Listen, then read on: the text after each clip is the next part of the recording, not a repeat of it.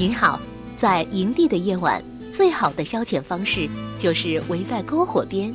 这段视频会告诉您如何安全地点燃并享受篝火。点燃篝火前，您需要准备一些火柴或者一支打火机、几张用于生火的纸、引火柴或一些易燃的小树枝、中等大小的树棍、大块头的木头。最后，确保旁边有熄火的水。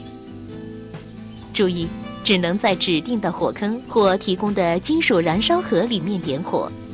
首先，将一些纸片揉成松散的纸球，最好用报纸。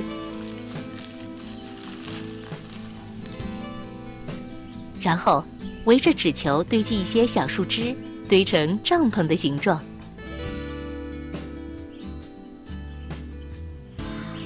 围绕底部，从不同角度点燃纸球，接着等待树枝被点燃。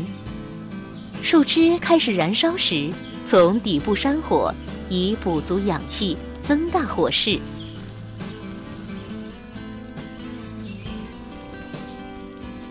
随着火势的增长，添加柴火，先添小的树枝，再逐渐添大的木棍，直到火势正常燃烧。不要过快地添加过多的柴火，燃烧需要氧气，过快地添加过多柴火可能会熄灭火苗。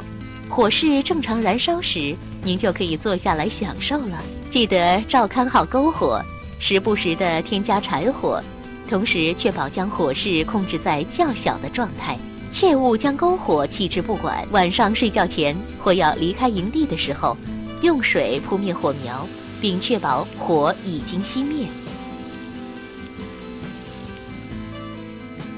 仅可使用指定的柴火。在大多数国家公园里，在森林里拾取柴火烧是违法的。枯枝对于许多动植物来说至关重要，它可为土壤增加有机物质。每个露营地可能会针对篝火制定一些附加规定，你有责任了解森林火灾危害，并且遵守相关制度。如果有疑问，请咨询公园工作人员。关于篝火和其他露营技巧，更多信息请前往我们官方网站中露营入门，可在参观计划中找到。